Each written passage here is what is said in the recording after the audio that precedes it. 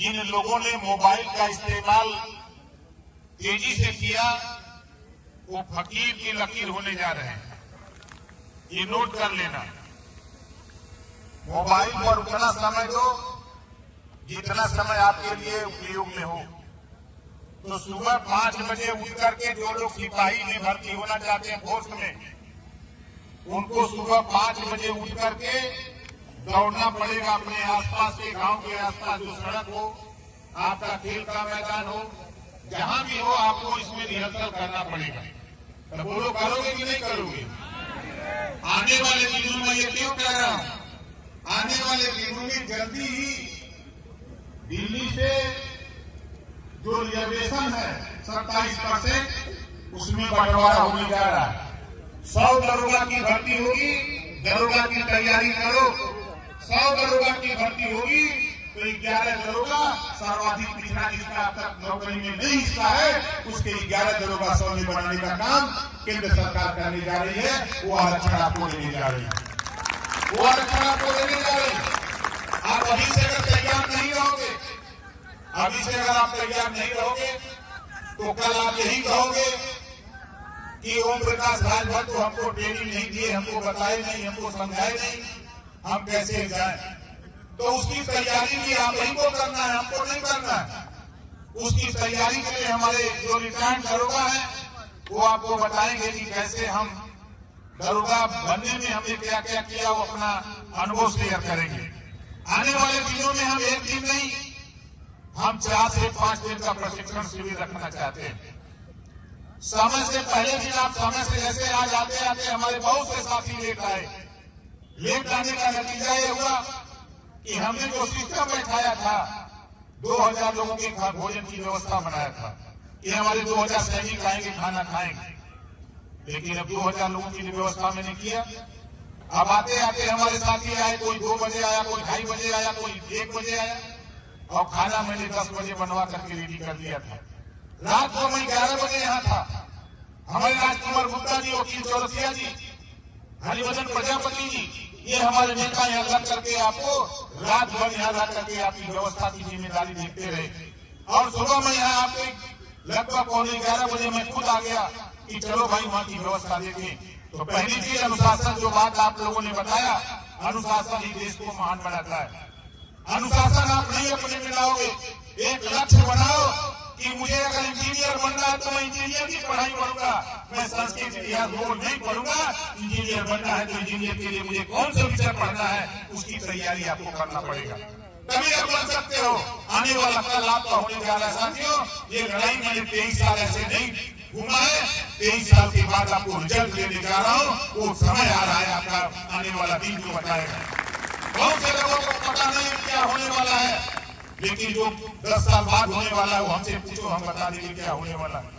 इस नाते आपको आगाह करता हूँ, आपको अगर डॉक्टर खाली लोग जानते हैं कि MBBS कर लो, MD कर लो, मेडिकल लाइन में कई चीजें हैं जो 1 साल में भी डॉक्टर बन करके हजारों रुपया रोज कमा सकते हो, लेकिन उसकी जानकारी आपको कैसे होगी?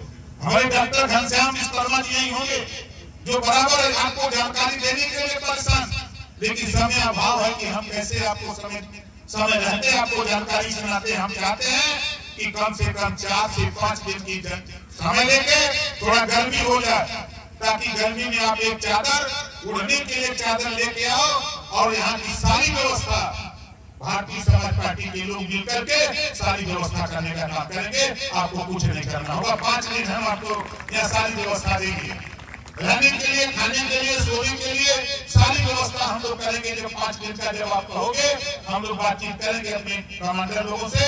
थोड़ा गर्मी और आ जाए। गर्मी में होता है कि भाई कहीं भी सो सकते हैं, छत पे सो गए आराम से, कोई दिक्कत नहीं है, हमको रजाई और कंबल की जरूरत नहीं है।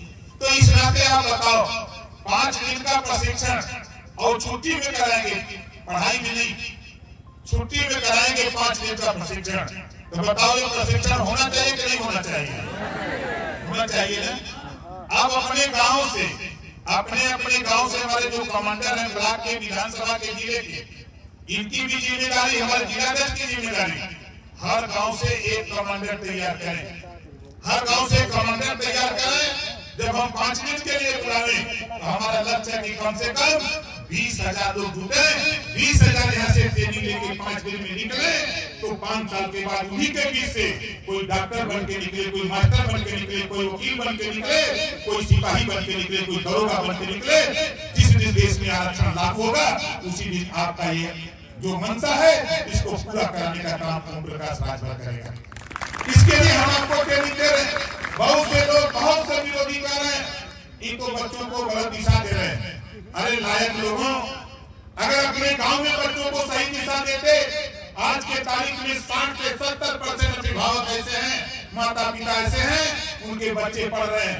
उन बच्चों को भी नहीं लक्ष्य है कि मुझे अगर जाना है आजमगढ़ तो उनका उद्देश्य आजमगढ़ नहीं जाना, उनका उद्देश्य मैं पढ़ रहा हूँ। इस नाते मैंने देखा कि जो बच्चे जूनियर हाई स्कूल से पास करके हाई स्कूल में जा रहे हैं, सबसे जरूरी है कि उनको गाइडलाइन देना कि आप बनना क्या चाहते हो। इंजीनियर बनना चाहते हो वही भविष्य तय करेगा, डॉक्टर बनना चाहते हो तो वही भविष्य तय करेगा। और साथियों, जब इंटर पास कर लेने वाला व्यक्ति बीए में नाम लिखाता तब ज्ञान होता है, जब वो नौकरी की बात करता है तो पता लगता है कि इतिहास भूगोल संस्कृत पढ़ के बीए की परिभाषा जब उससे पूछी जाती है तो वो बताता है बीए माने बेकार आदमी। हम नहीं चाहते कि आप बेकार आदमी की परिभाषा बताओ। आप बताओ बैचलर आर्ट, हमने बीए किया है तो बैचलर आर्ट होता है और मैं पढ़ा हूँ, तो मेरा लक्ष्य जो था, मेरा उद्देश्य था, उस उद्देश्य की पूर्ति के लिए हम लोगों ने शिक्षा हासिल की है। और आखिरी बात मैं आपसे कहूंगा, बेहिचक कहीं भी सड़क पे दुर्घटना हो, आज से आप देख करके फोटो मत खींचिए। अगर कोई दुर्घटना होती है, आप पहला की फोन करो, एम्बुलेंस फोन करो, इंस्पेक्टर 112 नंबर पे फोन कर दो, और वहां अगर आप 2 लोग हो, 4 लोग हो, 3 लोग हो, वहां खड़े हो जाओ। नहीं, इसको हॉस्पिटल पहुंचाना है, कोई गाड़ी आ लो उसको रोको, उसमें ले जाओ, हॉस्पिटल पहुंचाओ। भारत सरकार ने तो पुरस्कार कर दिया है कि जो भी किसी एक्सीडेंटल मरीज को सड़क पर अगर एक्सीडेंट हुआ है कर पड़ा रहा है, उसको हॉस्पिटल पहुंचाओगे तो 25,000 रुपया पुरस्कार आपको मिलेगा। ऐसी व्यवस्था भारत सरकार ने बना रखी है। ये मत सोचना कि आप पहुंचाओगे तो पकड़े जाओगे। अरे तेरा नेता तो लखनऊ में गुजर बैठा है, किसकी औकात है जो तुझे पकड़ लेगा।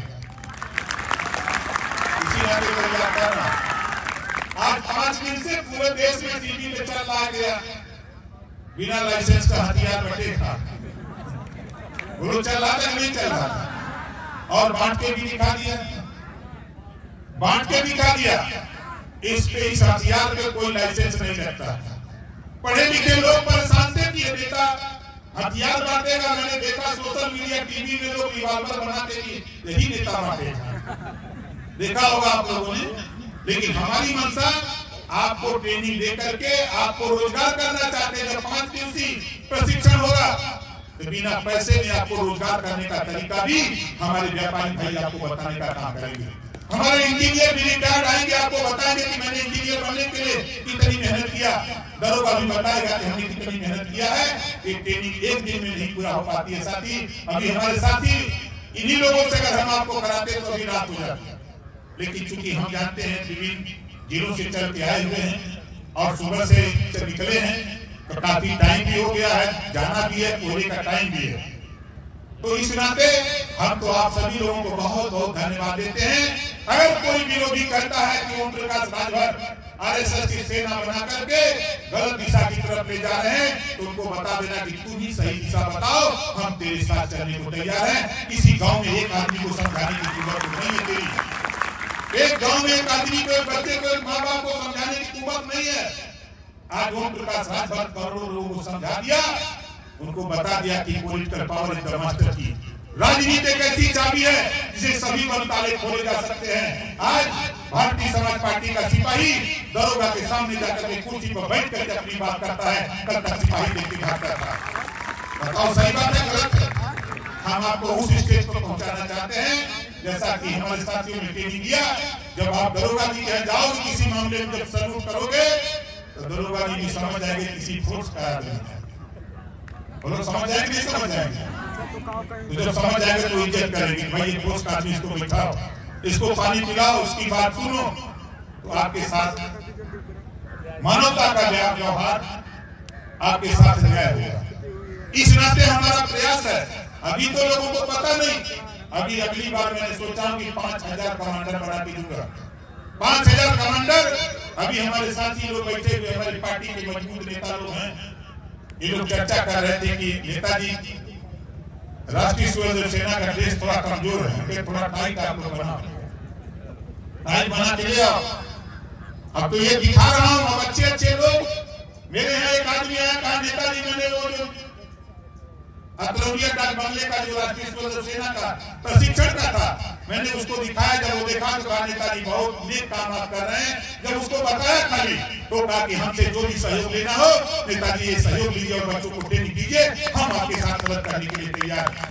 लाखों लोग तैयार हैं, लेकिन कुछ लोग हैं जो कुछ करना नहीं चाहते, आपको दिशा नहीं देना चाहते, उनका कर्म विरोध करना है। तो हम तो जानते हैं कि हाथी रास्ता पकड़ के जाता है, कुत्ते भौंकते रह जाते हैं, ठीक है।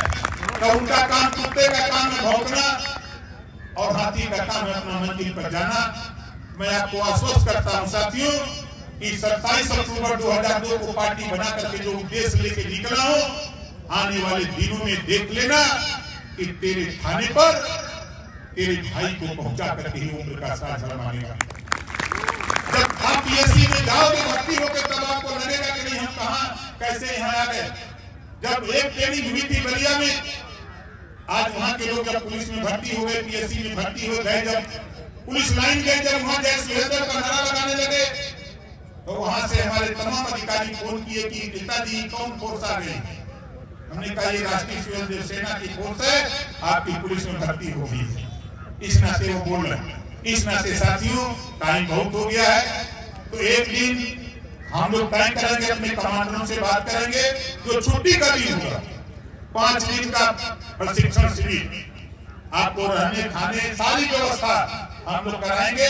एक लंबा समय रहेगा, 1 घंटा सुबह हो गया, 1 घंटा दोपहर को हो गया, शाम को हो गया, बीच में आपके मनोरंजन का भी कार्यक्रम हमारे साथी हैं। तो अलग अलग तरीके से हमारी मंशा है कि आपके बीच से हजारों लोगों को निकालकर रोजगार दिलाना चाहता हूं, नौकरी दिलाना चाहता हूं। इस मकसद को लेकर के हम आपके बीच में ये काम कर रहे हैं।